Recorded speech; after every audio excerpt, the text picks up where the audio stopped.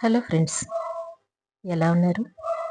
ఒక్కొక్కసారి మనసుకు నిరాశ, నిస్పృహలు కమ్మేస్తుంటాయి. ధైర్యం ఉండదు, మనోబలాన్ని కోల్పోతాం. ఏదో తెలియని అసంతృప్తి, వెలితి, తీవ్రమైనటువంటి వేదన, బాధ ఇవన్నీ మనల్ని వెంటాడుతూ ఉంటాయి. ఎటు చూసినా చీకటే కమ్మేస్తుంటుంది.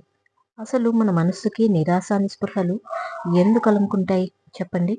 మనం అనుకున్నవి అనుకున్నట్లుగా జరగకపోయినట్లయితే మొదట ఎదురయ్యేది నిరాశ. మనం సక్సెస్ కావాలని మనం అనుకున్నటువంటి విషయంలో విజేతగా నిలబడాలి అని ఏదైనా కావచ్చు. ఒక పరీక్షలో మంచి మార్కులు సంపాదించడం కావచ్చు, ఒక పోటీ పరీక్షలో ఉద్యోగం సంపాదించడం కావచ్చు, లేదా ఒక బిజినెస్లో సక్సెస్ కావడం కావచ్చు. సరే, మనం సక్సెస్ కావడం కోసం మనం ఎంత కష్టపడ్డా కూడా మనకి వరుసగా ఓటమే ఎదురవుతుంది అనుకోండి. ఆటోమేటిక్గా నిరాశ, నిస్పృహల్లో కూరుకొని పోతారు. ఒక్కొక్కసారి ఎవరికి చెప్పుకోలేని బాధలు ఉండొచ్చు, ఎవరో ఏదో అన్నారన్న బాధ ఉండొచ్చు, కుటుంబంలో ఆర్థిక ఇబ్బందులు ఉండొచ్చు. ఇవన్నీ కూడా మన మనసుకి నిరాశ, నిస్పృహలు కలుగు చేస్తాయి. ఇక నేను ఏం సాధించలేనేమో, ఇక నా జీవితం అంతా కష్టాలేనేమో, నా వల్ల కాదేమో, ఇలా చాలా నెగిటివ్ ఆలోచనలు మనసును కమ్ముకుంటున్నప్పుడు నిరాశ అనేది జనిస్తుంది.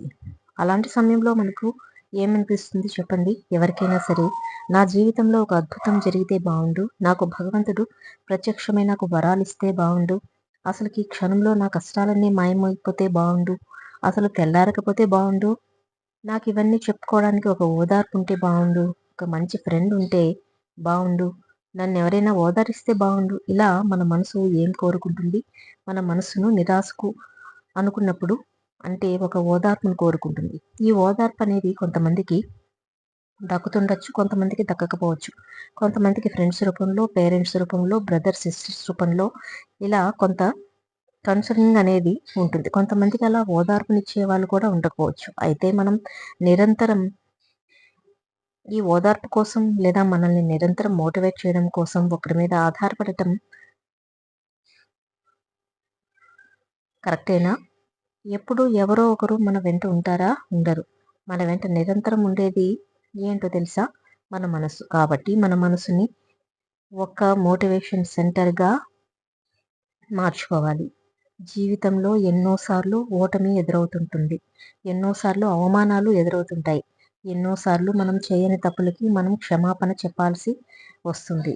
ఎన్నోసార్లు మనం మనకు తెలియకుండానే, మన ప్రమేయం లేకుండానే ఇతరుల వలన సమస్యలకు గురి కావాల్సిన సందర్భాలు వస్తుంటాయి. ఎన్నోసార్లు అనుకున్నవి అనుకున్నట్టుగా జరగవు. ఫెయిల్యూర్స్ ఎదురవుతుంటాయి, కష్టాలు ఎదురవుతుంటాయి, కన్నీళ్లు ఎదురవుతుంటాయి. జీవితం అంటేనే అది కదా. సాఫీగా సాగుతుందా జీవితం? మనం వెళ్ళే దారిలో ముళ్ళుంటాయి, ముళ్ళకంప ఉంటుంది, అన్నీ ఉంటాయి. ఆపేస్తామా? అక్కడ ఆగిపోతాం. అన్నింటినీ చదును చేసుకుంటూ మనం వెళ్ళే దారిని మనమే పూలదారిగా మార్చుకుంటూ మనం ముందుకు ప్రయాణించాల్సిందే. ఇదే జీవితం. అంటే మనకు ఒకసారి ఓటమి ఎదురు కాగానే ఆ భయాన్ని వదిలించుకోకపోతే మనం ముందుకు వెళ్ళలేం. గుర్తుపెట్టుకోండి. అయితే ఎప్పుడైతే మనకు ఓటమి ఎదురవుతుందో, ఎప్పుడైతే మనం అనుకున్నది అనుకున్నట్లుగా జరగకుండా నిరాశ, నిస్పృహలు ఎదురవుతాయో ఇమీడియట్గా మనల్ని మనం బలోపేతం చేసుకోవాలి. ఒక కెరటం ఉంది చూసారా? ఎంత ఆదర్శంగా తీసుకోవచ్చు. దాన్ని ఎన్నిసార్లు కింద పడ్డా మళ్ళీ ఉవ్వెత్తున పైకి లేస్తుంది. మనసులో మనకు నిరాశ కమ్ముకున్నప్పుడు ఇక నేను ఏమీ సాధించలేను అని మనసు ఒక నిస్పృహకు లోనైనప్పుడు నిరంతరం మీలో స్ఫూర్తిని రగిలించుకునే బాధ్యత మీదే. నీలో ఎలా ఉండాలి? మన మనసు అంటే ఎప్పటికప్పుడు మనకు ఎదురైనటువంటి ప్రతి దాన్ని స్వీకరిస్తూ, దాన్ని యాక్సెప్ట్ చేస్తూ, మనల్ని మనం కొత్తగా మలుచుకుంటూ ముందుకు వెళ్ళడానికి మనం మానసికంగా సంసిద్ధంగా ఉండాలి. మనం సక్సెస్ కావాలి. ఎవరికైనా ఉండే కోరిక అదే. మరి ఎప్పుడు సక్సెస్ అవుతాము అంటే మనలో దృఢ సంకల్పం, నేను ఇది సాధించి తీరాలి అనే ఒక దృఢ సంకల్పం, అంతకు మించి ఆత్మవిశ్వాసం, అంతకు మించి బలమైన కోరిక గనుక మనలో ఉన్నట్లయితే ఖచ్చితంగా విజయం సాధిస్తాం. మనకు వచ్చి తీరుతుంది.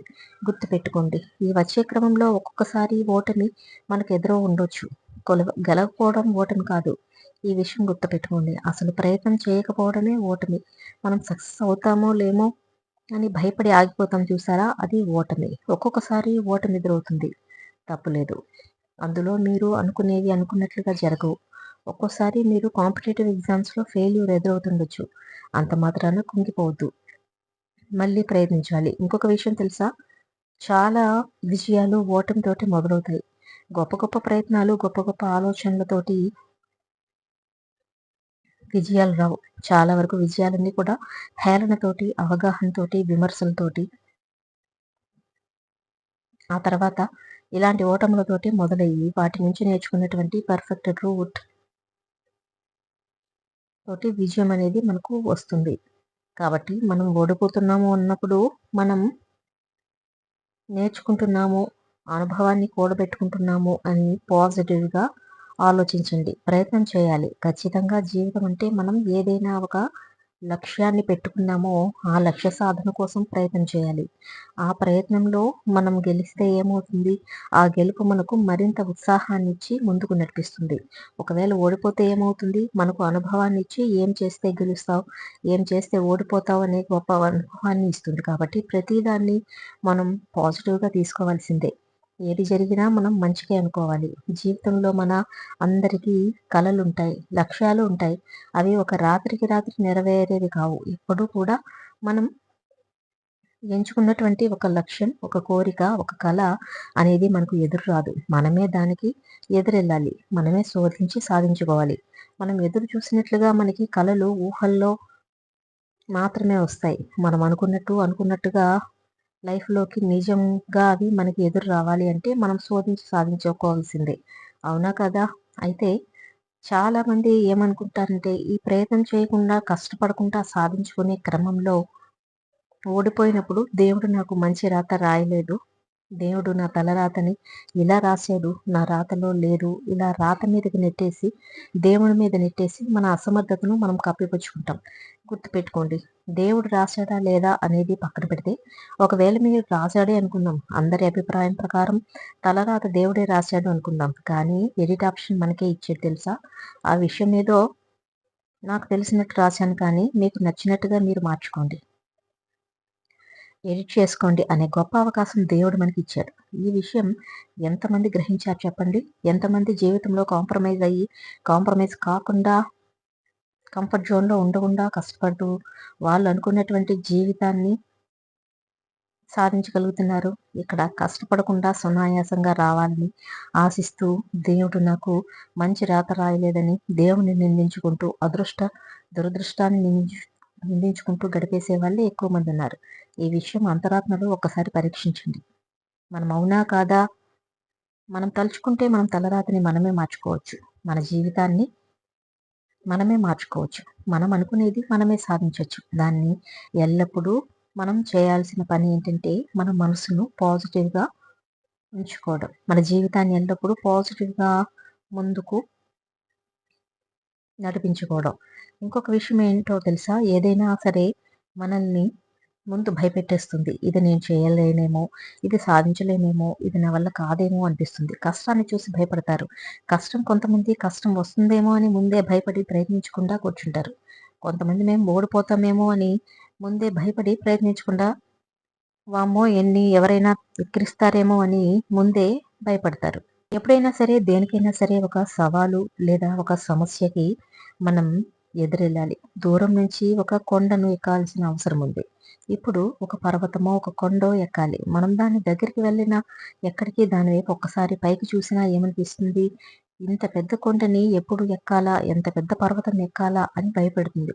మనల్ని ఎక్కడ మొదలుపెట్టారో మీరు చివరికంటూ ఎక్కేశారు. అప్పుడు మీరు ఏ కొండను చూసైతే భయపడ్డారో, ఏ పర్వతాన్ని చూసైతే భయపడ్డారో అది ఎక్కడ ఉంది చెప్పండి? మీ కాళ్ళ కింద ఉంటుంది. సమస్య అయినా, సవాళ్ళైనా, కష్టమైనా అంతే. ఎదురెళ్ళి పోరాడితే అది మన కాళ్ళ కింద చేరుతుంది. ఈ విషయం మీరు మర్చిపోకండి. భయపడ్డంత సేపు ఏదైనా మనల్ని భయపెట్టేస్తుంది. అది దాన్ని సాధించుకునేంత వరకు ఆ ఎదురెళ్ళే క్రమంలో కాసింత సహనాన్ని వహించాల్సిన అవసరం రావచ్చు. ఓర్పు పట్టాలి. ఖచ్చితంగా ఓటమి, ఓర్పు, సహనంగా ఎదుర్కొన్న వాళ్ళు, ఓర్పుతో ఎదురు చూసిన వాళ్ళకి లైఫ్లో ఫెయిల్యూర్స్ అంటూ లేవు. ఖచ్చితంగా ఏదో ఒక రోజు సక్సెస్ వచ్చేసి మిమ్మల్ని చేరుకుంటుంది.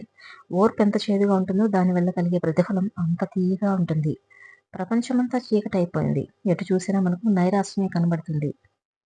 ఎటు చూసినా మనకు సహాయం చేసేవాళ్ళు లేరు. ఎప్పుడు చూసినా కష్టాలు ఎదురవుతున్నాయి. ఒకదాని తర్వాత ఒకటి ఇలాంటి పరిస్థితుల్లో కూడా మన మనోబలం అనేది మనకు ఉంది. దాని తర్వాత ఒకటి ఎలాంటి పరిస్థితులైనా సరే ఖచ్చితంగా ఏ చీకటిలోనైనా అదే ఒక వెలుతురుగా మారి, ఒక దీపంగా మారి మనల్ని ముందుకు నడిపిస్తుంది. ఇది నిజంగా ఏదైనా మన మీదనే ఆధారపడి ఉంటుంది.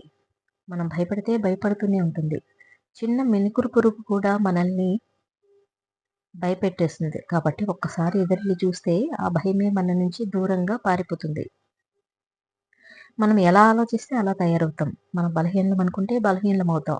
మన బలవంతులమని ఒకసారి మనసుని అనుకుని చూడండి. మీకే తెలియని శక్తి మిమ్మల్ని గట్టిగా కమ్మేస్తుంది. మీ మనసుని గట్టిగా కమ్మేసుకుంటుంది. మీకు తెలియని శక్తి, అంత శక్తి మనలో ఉంటుంది. మనం ఒకవేళ బలహీనలం అమ్మో నా వల్ల కాదు అనుకుంటే మీలో ఉన్న శక్తి అంతా కూడా నిర్వీర్యమైపోతుంది. ఏదైనా మన ఆలోచనలోనే ఉంటుంది.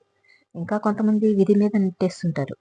నా కష్టాలు, కన్నీరు నా విధి, ఇంతే నా తలరాత, ఇంతే నా విధి అంటూ ఒకవేళ ఉంది అనుకుంటే ఆ విధిరాత అనేది అన్ని తలుపులు మూసేసినా కూడా నీకోసం ఒక తలుపు ఎక్కడో ఒకవైపు తెరుచుకుని ఉంటుంది అన్న విషయాన్ని మనం గ్రహించాలి.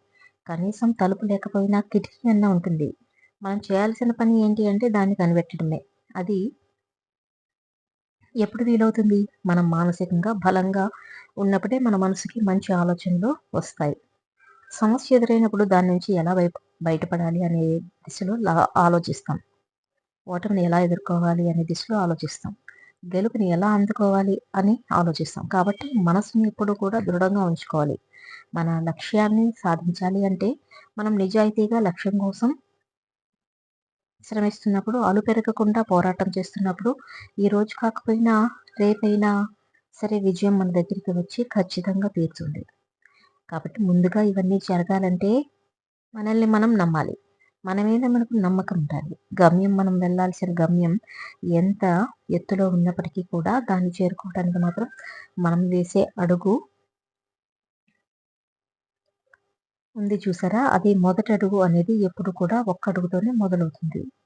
ఆ అడుగు వేయగానే ఆ గమ్యంలో కొంత భాగం అనేది మన పాదాల కిందకే చేరిపోతుంది. అంటే మనం అడుగు వేసుకుంటూ పోతున్న కొద్దీ గమ్యం మన పాదాక్రాంతం అవుతుంది. ఈ విషయం మీరు మర్చిపోకండి. ఏ పని చేయకపోతే ఏ ఫలితం ఉండదు. ఏ పని చేసి లేదా ప్రయత్నిస్తే ఏదో ఒక ఫలితం అనేది ఖచ్చితంగా వస్తుంది. కాబట్టి నిరాశ, నిస్పృహలు అనేవి శాశ్వతం కాదు. వాటిని పారద్రోలేటువంటి మంత్రం మన మనసులోనే మనం నిరంతరం స్ఫూర్తి, మోటివేషన్ అనే రూపంలో మనల్ని మనం వాటిని పెంచి పోషించాలి. ఈ విషయం మర్చిపోకండి. మీ నిరాశను మీరే పారద్రోలుకోవాలి. మీ చీకట్లు మీరే తరిమేయాలి.